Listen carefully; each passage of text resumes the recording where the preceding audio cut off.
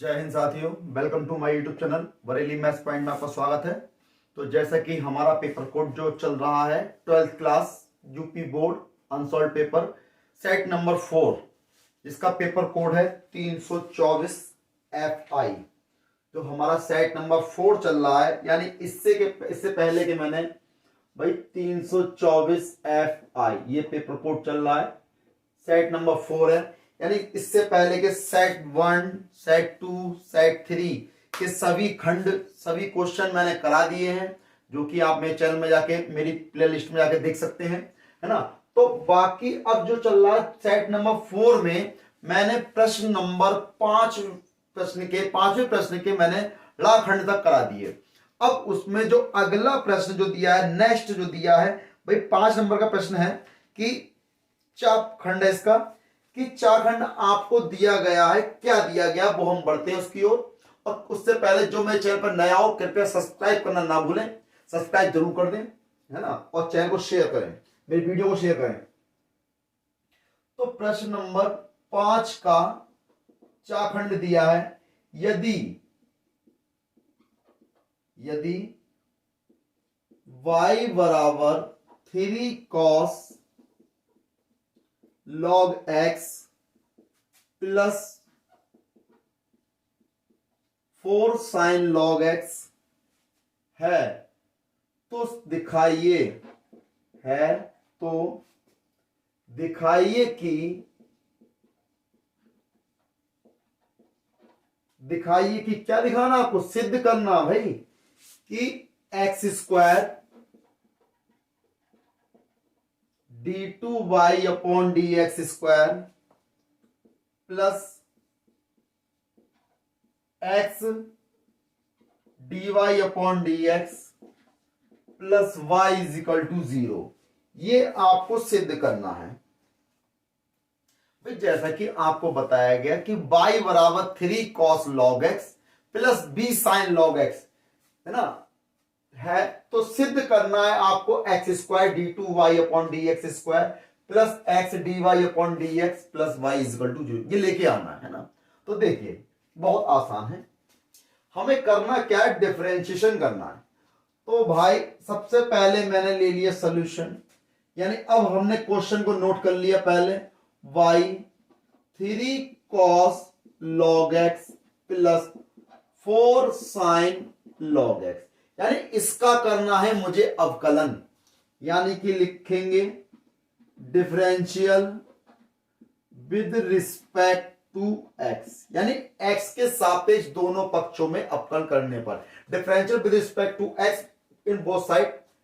तो देखें भाई y का हो जाएगा dy अपॉन dx, 3 है कांस्टेंट, cos का करोगे हो जाएगा माइनस के साइन log x, किसका करा, cos का हो गया, अभी log x का तो रह गया है ना, log x का दोबारा करेंगे, d upon dx of log x plus 4 SI, sine का करा हो गया cos log x, किसका करा, साइन का, अभी log का तो रह गया है, d upon dx of log x। आई बात समझ में, इसको थोड़ा ठीक करके लिख लो, dy अपॉन dx बराबर माइनस का 3 साइन log x, भाई log x का करोगे अपॉन कितना हो जाएगा 1 अपॉन x, तो वो x कहां आ गया, अपॉन में आ गया, plus b cos log x। तो भाई अब ये देखें कितना है, यहां पे नहीं, इसको ये, तो cos log x है, अपॉन में log x कितना हो गया 1 अपॉन x, ये आ गया, दोनों में हमने 1 अपॉन x कॉमन निकाल लिया, इधर फेंक दिया, तो x आपका यहां आ गया, dy अपॉन dx, यहां कितना बचा माइनस के 3 sine log x plus b cos log x, कितना हो गया, है ना। अब देखिए तो करेंगे क्या, अब हम करेंगे पुनः अवकलन करने पर, यानी कि again again differential with respect to x. भाई एक्स के सापेक्ष पुनः अवकलन करने पर, तो पुनः करेंगे तो देखिए यहां लगेगा फर्स्ट सेकंड, तो भाई फर्स्ट पार्ट ऐसा ही dy अपॉन dx का करा d2y upon dx square plus dy upon dx ऐसा ही x का करा 1 बराबर माइनस का 3 कांस्टेंट है, साइन लॉग एक्स का करोगे कितना हो जाएगा cos log x, और log x का दोबारा करोगे अपॉन में x आ जाएगा, लिख दिया मैंने। फिर प्लस है, अब यहां पे करोगे b कांस्टेंट है और cos का करोगे माइनस आएगा तो माइनस लगा दिया, cos का हो गया sine log x upon x, अब ये इसका हो गया है ना। तो देखिए अब हम क्या करेंगे, अब इसमें x d2y upon dx square plus का dy अपॉन dx, अब यहां पे क्या करा हमने माइनस के 1/x कॉमन निकाल लिया, कितना बचा 3 cos log x minus plus का b साइन log x। इस x को इधर ले आए तो ये कहां हो गया, स्क्वायर हो गया, कितना d2y upon dx square plus x की से गुणा हो गई x dy अपॉन dx, यहां कितना बचा माइनस का, और ये किसके बराबर है भाई, देखो ये तो y के बराबर आ गया, तो इसे क्या लिखेंगे हम माइनस का y, इसको इधर ले आओ तो ये हो गया x square d2y upon dx square plus x dy upon dx plus y बराबर 0। भाई यही तो लेके आना था, ये देखो यही तो लाना था है ना, तो ये हमने क्या करा ये ले आए, यही आंसर है ना, ये आंसर हो गया बहुत आसान तरीके से। आप चाहो तो इसका स्क्रीनशॉट ले सकते हो। देखिए बढ़ते हैं अगले प्रश्न की ओर, तो ये खंड हो गया।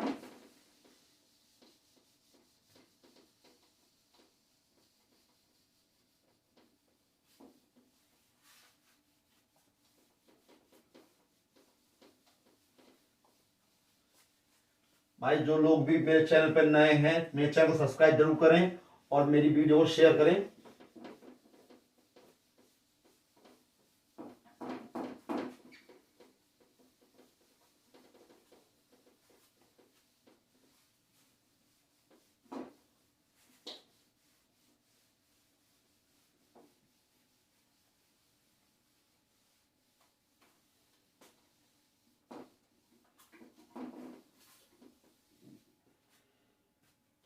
देखिए अब बढ़ते हैं अगले खंड की ओर, यानी प्रश्न नंबर 6 का खंड।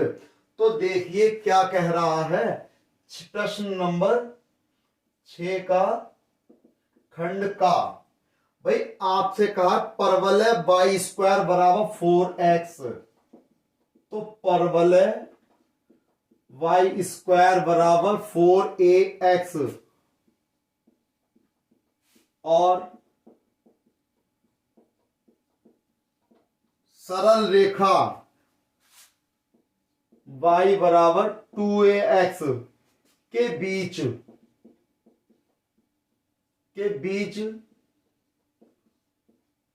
घिरे क्षेत्र का क्षेत्रफल के बीच घिरे क्षेत्र का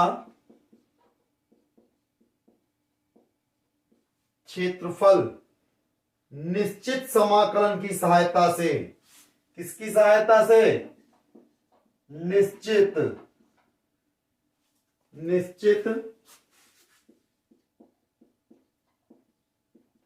समाकलन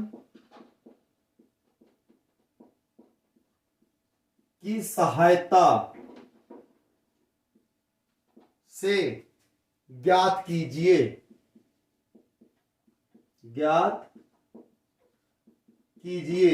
तो देखिए भाई ये प्रश्न जो 5 नंबर का दिया है ना, तो 5 नंबर का प्रश्न दिया है, बहुत ही आसान है, बस थोड़ा सा समझने के लिए है कि अगर आप इसका डायग्राम बना लेते हैं यानी इसका चित्र बना लेते हैं तो प्रश्न को हल करना बहुत ही आसान हो जाएगा, क्योंकि ये समाकलन के अनुप्रयोग का सवाल है, इसमें इंटीग्रेशन बहुत आसान होता है। बस होता क्या है, समझना पड़ता है कि प्रश्न क्या कह रहा है, कहां का क्षेत्रफल निकलवाया है। तो हम करेंगे क्या, तो देखिए सबसे पहले आपको दिया परवलय का समीकरण y² बराबर 4ax। तो मैं चित्र की सहायता से आपको समझाता हूं। तो देखिए सबसे पहले मैंने क्या करा, चित्र बना लेते हैं इसका। तो मैंने चित्र बना लिया। ये क्या है, परवलय दिया है, ये परवलय तो है, इसे कहते हैं परवलय, पैराबोला। यानी इसका समीकरण दिया y² बराबर 4ax। ये परवलय दिया है, y² बराबर 4 है। तो लिख देंगे कि परवलय का समीकरण क्या दिया है, लिखोगे परवलय का समीकरण कितना दिया, y² बराबर 4ax, समीकरण नंबर 1। बात क्लियर। जब समीकरण नंबर 1 दिया है, ये परवलय की बात है। फिर उन्होंने कहा है और सरल रेखा y बराबर 2x। तो लिखोगे सरल रेखा का समीकरण, सरल रेखा का समीकरण कितना है, y बराबर 2ax, समीकरण नंबर 2। अब समीकरण 1 व 2 को हल कर लो। समीकरण 1 व 2 को हल करने पर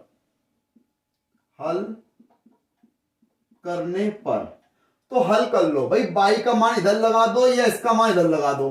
तो देखें हम क्या करेंगे, y समीकरण 2 से समीकरण 1 में रख दो। तो लिखेंगे समीकरण 2 से, हमने y का मान कहां रखा, समीकरण हल करने पर y का मान समीकरण 1 में रखने पर रख दो भाई। तो y बराबर 2x है, यहां पर क्या स्क्वायर है, तो 2ax का स्क्वायर हो गया बराबर क्या हो गया, 4ax हो गया। इसको इधर ले आओ तो कितना हो गया, इसका स्क्वायर करोगे तो कितना, 2 दूनी 4, a² x², ये इधर आ गया माइनस का 4ax बराबर 0 हो गया। अब देखें यहां से 4ax कॉमन निकाल लिया, कितना बचा, ax रह गया, माइनस का रह गया 1 बराबर 0, है ना। अब देखें यदि इफ 4ax बराबर 0, तो x बराबर कितना हो जाएगा, x बराबर 0। जब और x बराबर 0 हो गया, और देखें इफ ax माइनस 1 बराबर 0, अब इसको ले लो तो ax बराबर 1, x बराबर कितना आ गया, 1/a आ गया।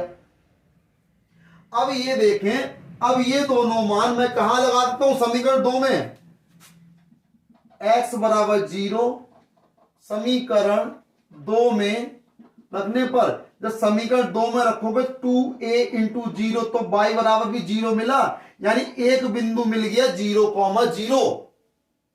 फिर देखें अब x बराबर, अब दूसरा मान क्या है, 1/a, 1/a, समीकरण 2 में रखने पर, जब समीकरण 2 में रखोगे तो y बराबर 2a, x की जगह 1/a, a से a कट गया, y बराबर कितना आ गया 2। तो बिंदु मिला हमें 1/a, 2, यानी जो रेखा होगी y बराबर 2x, वो इसके प्रतिच्छेद करती हुई यहां से जाएगी इस प्रकार से, क्योंकि 0,0 है ना, यानी 0,0 कहां, मूल बिंदु ये हो गया, यहां से होकर जाएगी, x पर कितना चलेगी 1/a, इससे मैंने इसको यहां पे लंब डाल दिया। तो ये बिंदु कितना हो गया 1/a, 0, यानी यहां पर बिंदु मिल गया 1/a, 0। x पे कितना चले 1/a, 0, और ये बिंदु कितना मिला, ये मिला 0,2, है ना।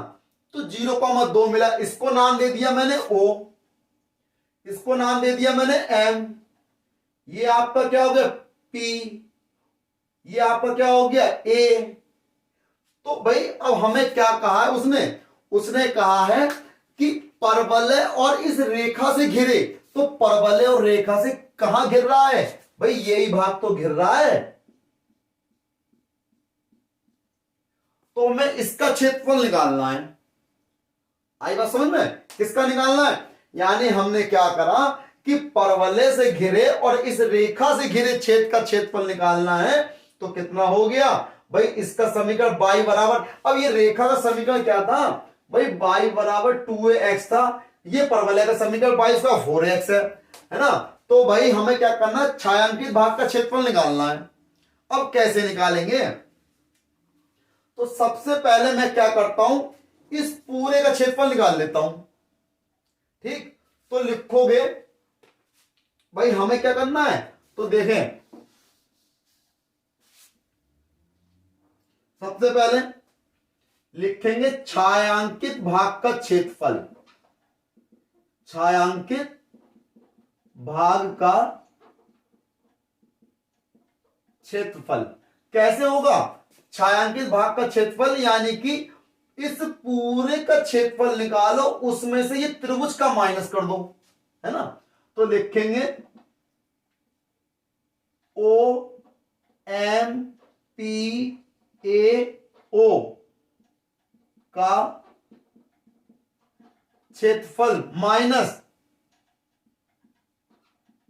समकोण त्रिभुज ओ एम पी का क्षेत्रफल, ओ एम पी का क्षेत्रफल ये होगा।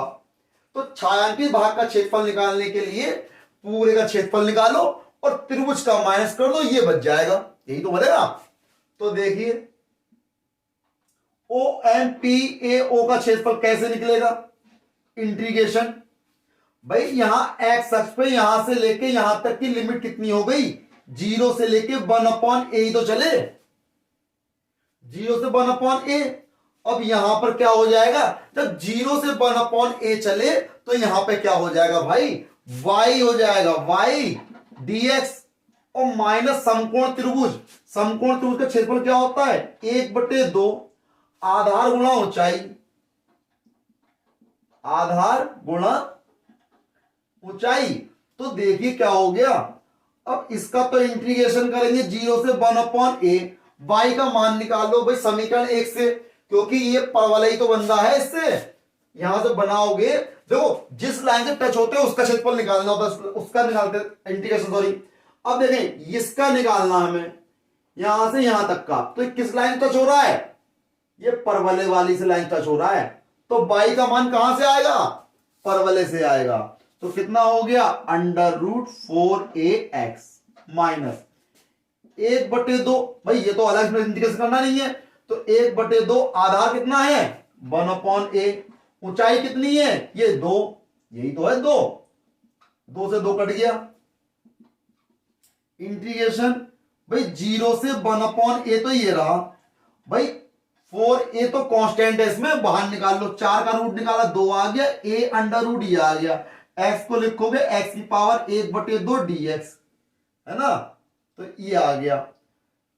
तो माइनस का यहां कितना बचा 1/a, तो 2 √a ऐसे ही रखा, x की पावर 1/2 का करोगे समाकलन, x की पावर 1/2 + 1 यानी कि 3/2, यहां रखोगे बटे में 3/2 और लिमिट हो गई आपकी 0 से 1/a, माइनस का 1/a आ गया, तो कितना बचा 2 √a, ये हो गया 2/3, तो यहां लिमिट लगा दी 1/a की पावर 3/2 माइनस का 1/a, तो 2 दूनी 4/3 हो गया। अब देखें यहां कितना हो गया, ये हो गया 4/3 और यहां पर 1/a की पावर 3/2 है, a की पावर 1/2 को नीचे ले जाओगे तो a की पावर 3/2 माइनस के 1/2 हो जाएगा, माइनस का 1/a आपका ये आ गया, 4/3, a की घात 1.5 में से आधा गया यानी कि 1/a बचा, माइनस का 1/a, तो भाई ये कितना हो गया 4/3a हो गया, या फिर इसको लिख सकता हूं डायरेक्ट में भाई 4, तो ये 4 की 1 से गुणा 4 और 3 की किससे बचा, कितना बचा यहाँ पे 3a। अब इसमें क्या लोगे एलसीएम 3a, तो 4 ये आ गया, ए से करा यानी 3 आ गया, 4 माइनस 3 कितना आ गया 1/3a, इतने वर्ग सेंटीमीटर क्या आ गया, इस छायांकित भाग का क्षेत्रफल आ गया, कितना 1/3 सेंटीमीटर। तो भाई आंसर चेक कर लेते हैं, भाई बिल्कुल सही है 1/3a वर्ग सेंटीमीटर, जो कि इसका क्षेत्रफल है। आसान तरीके से आप इसको नोट कर सकते हैं, स्क्रीनशॉट ले। उससे पहले मैं आपको समझा दूं एक बार फिर से, तो एक बार फिर समझा देता हूं कि आपको कहा गया परवलय y² बराबर 4ax और सरल रेखा y बराबर 2ax के बीच घिरे छेद का क्षेत्रफल निश्चित समाकलन की सहायता से ज्ञात करो। तो निश्चित समाकलन की सहायता से ज्ञात करना है, तो सबसे पहले क्या दिया, y² बराबर 4ax यानी परवलय का समीकरण दिया है, तो लिख दिया परवलय का समीकरण बराबर y² बराबर 4ax। तो मैंने क्या करा, परवलय बना लिया, है ना। अब उसने क्या कहा, दूसरी सरल रेखा का समीकरण दिया है, सरल लिख दी y बराबर 2x। अब ये लाइन कहां से होकर जाएगी, कैसे काटेगी, पता कैसे चलेगा, तो क्या करेंगे, परवलय की समीकरण को और सरल रेखा की समीकरण को क्या करेंगे, हम आपस में हल कर देंगे, तभी तो उनका क्रॉस पॉइंट निकलेगा।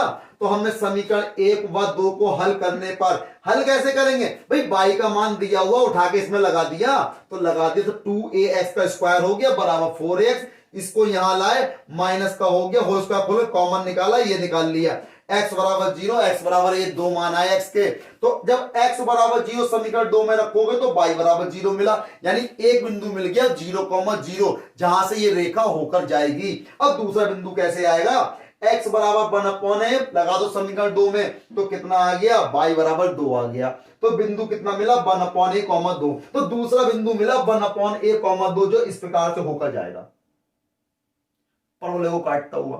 तो उनने कहा, क्वेश्चन को समझिए, उसने कहा है परवलय और सरल रेखा के बीच घिरे क्षेत्र का, तो परवलय और सरल रेखा, तो परवलय आपका ये रहा, सरल रेखा आपकी ये रही, तो इन दोनों चीजों से क्या घिर रहा है, यही चीज तो घिर रही है, तो इसका क्षेत्रफल निकालना है। तो निकालोगे कैसे, मैंने यहां से इस पे नीचे लंब डाल लिया, तो लिमिट मिलेगी 0 से 1/a, क्योंकि ये पॉइंट जो निकाला है तो ये x पे चला हुआ और ये y पे, तो y पे कितना चल रहा है 2, x पे चल रहा 1/a, तो लिमिट लगेगी 0 से 1/a। पूरे का निकाल लिया, त्रिभुज का माइनस कर दिया, इसका निकल आया, है ना। तो ONPO का क्षेत्रफल माइनस समकोण त्रिभुज OMP का क्षेत्रफल, तो इंटीग्रेशन 0 से 1/a बाई dx माइनस का 1/2 आधा गुणा होता है, क्योंकि समकोण त्रिभुज है भाई, समकोण त्रिभुज का क्षेत्रफल क्या होता है 1/2 आधा गुणा ऊंचाई होती है।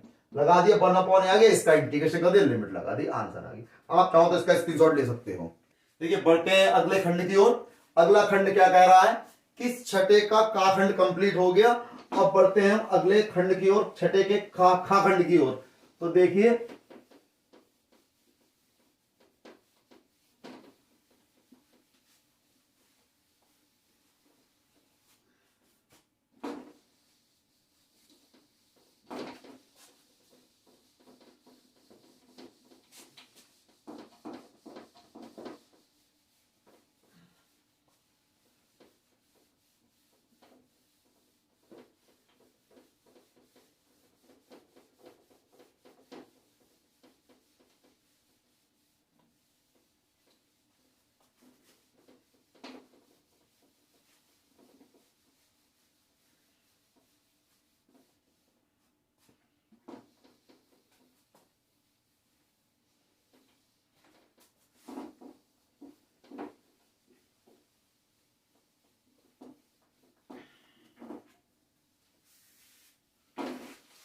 देखिए अब क्या दिया है, अगला खंड दिया है, अगले खंड में कहा है अवकल समीकरण,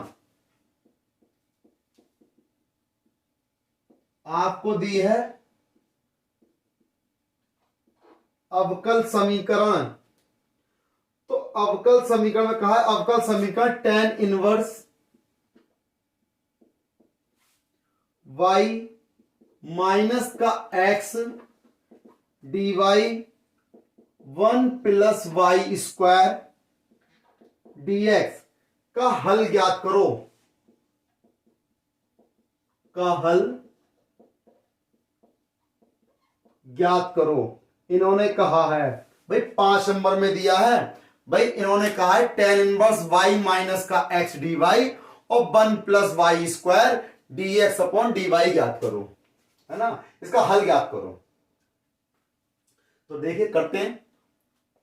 तो भाई अब इसमें करना क्या है, सबसे पहला काम भाई हमने क्वेश्चन नोट करा पहले,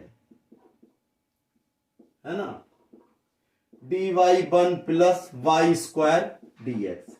भाई या तो dy अपॉन ds का मान निकालो या dx अपॉन dy का निकाल लो। और dy अपॉन ds निकालोगे तो हम पाई अकेला नहीं कर पाओगे, है ना, दिक्कत होगी क्योंकि अपॉन में y पहुंच जाएगा। अब देखिए हम करते क्या है, हम y को बटे में ले जाते हैं तो ये हो जाएगा dx अपॉन dy और इसको इधर ले गए यानी ये इधर आ गया tan inverse y minus x बटे 1 प्लस वाई स्क्वायर। ये हो जाएगा dx अपॉन dy, तो इसको एक बार इसके अपॉन में tan इनवर्स y अपॉन में 1 प्लस वाई स्क्वायर, एक बार इसके अपॉन में x upon 1 plus y square. इसको यहां ले आओ तो dx अपॉन में dy प्लस x यानी कि इसे लिख सकते हो हम 1 upon 1 plus y square into x बराबर tan inverse y upon 1 plus y square. समीकरण नंबर 1 दे दिया हमने नाम इसे। तो समीकरण 1 की तुलना समीकरण 1 की तुलना किससे करेंगे, dx upon dy plus p into x बराबर q से। इससे क्या करेंगे, तुलना कर देंगे। तो p का मान कितना हो गया 1 upon 1 plus y square, q का मान कितना हो गया tan इनवर्स y बटे 1 प्लस वाई स्क्वायर। भाई ये p का मान हो गया, q का मान हो गया। अब देखें जब p बराबर इतना हो गया, अब निकालेंगे इंटीग्रेटिंग फंक्शन आई एफ का मान क्या होता है, e की पावर इंटीग्रेशन p, यहां कितना हो जाएगा, ध्यान रहे यहां dy हो जाएगा क्योंकि dx का होता जब ये फलन आप dy अपॉन ds में लेते तो dy हो गया। अब देखें e की पावर p का मान कितना है, p का मान है 1 upon 1 plus y square d y. तो e की power 1 upon 1 plus y square या फिर 1 अपॉन 1 प्लस एक्स स्क्वायर किसका होता है, tan इनवर्स x, यानी कि तो ये हो गया tan इनवर्स y। ये किसका मान हो गया, इंटीग्रेटिंग फंक्शन का मान हो गया। आई एफ का मान हमने निकाल लिया। अब क्या करोगे, अतः संपूर्ण हल। संपूर्ण हल कैसे निकालते हैं भाई, आई एफ यानी कि x इंटू आई एफ होता है, x into I F integration q into I F, है ना, फिर dx प्लस कितना हो गया c, है ना। तो अब देखें c d x d y होगा। तो अब देखें x का मान कितना है, x तो x रहेगा, e का मान कितना, आई एफ का मान e की power tan inverse y, q का मान कितना है tan इनवर्स y अपॉन में 1 प्लस वाई स्क्वायर e की पावर tan इनवर्स y और ये dy प्लस कांस्टेंट c। अब इसका करना है समाकलन। तो कैसे करेंगे, t मान के करेंगे। तो हमने क्या करा, लेट t मान लिया tan इनवर्स y बराबर हमने मान लिया t। तो जब अवकलन करोगे tan इनवर्स का डिफरेंशियल करना है तो ये हो गया 1 upon 1 plus y square d y बराबर डी टी, यानी कि जहां पर भी डी वाई बट्टे 1 प्लस वाई स्क्वायर हो वहां डी टी लगा दो। अब देखें यहां पर, तो वही देखें लगा दें, तो ये x इंटू ई की पावर tan इनवर्स y, भाई यहां पे थोड़ी लगाना है, इंटीग्रेशन तो इधर करना हमें, यहां मत लगा दियो। तो भाई करेंगे इंटीग्रेशन, तो देखें dy upon 1 plus y square की जगह dt, ये आ गया, tan इनवर्स y को मान लो t, ये आ गया, और e की पावर t हो गया ये, तो प्लस कांस्टेंट c आपका ये आ गया।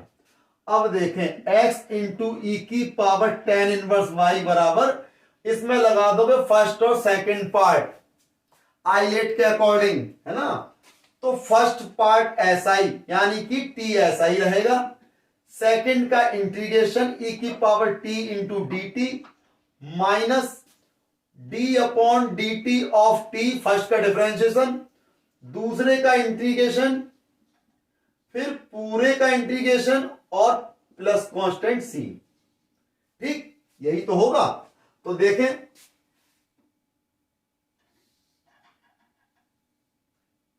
भाई ये हो गया x इंटू ई की power tan inverse y, t आपका ये रहा, e की पावर t का इंटीग्रेशन e की पावर t रहेगा, माइनस t का कितना हो गया 1, e की पावर t का इंटीग्रेशन e की पावर t रहेगा dt प्लस कांस्टेंट c।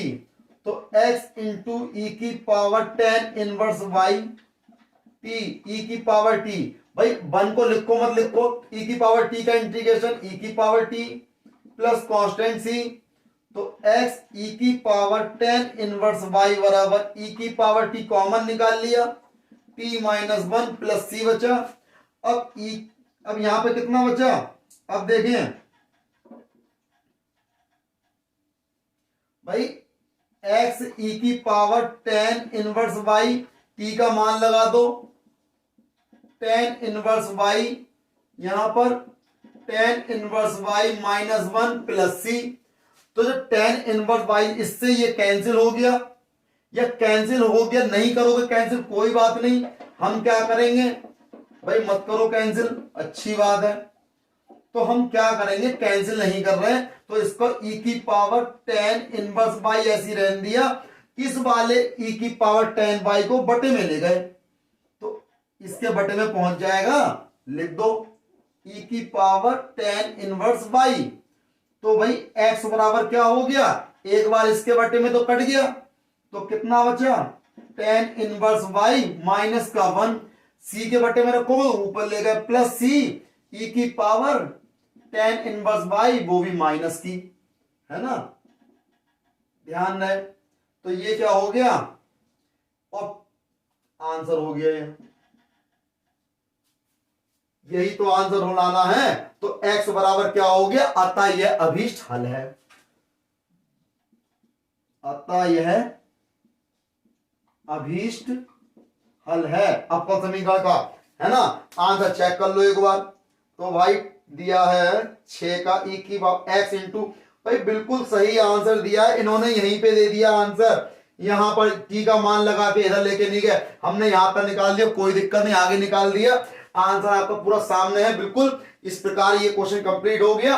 ये छठे का खा खंड था, है ना, 6 का का खंड हो गया, खा खंड हो गया, 5वें का चा खंड हो गया, इस प्रकार इस क्वेश्चन हो गया। आप इसका स्क्रीनशॉट ले सकते हैं, और इस प्रकार स्क्रीनशॉट लेने बाद में आगे के क्वेश्चन मिलेंगे अगली वीडियो में। तब तक के लिए मेरे चैनल को सब्सक्राइब करना ना भूलें, लाइक करें, शेयर करें, सब्सक्राइब करें। जय हिंद साथियों।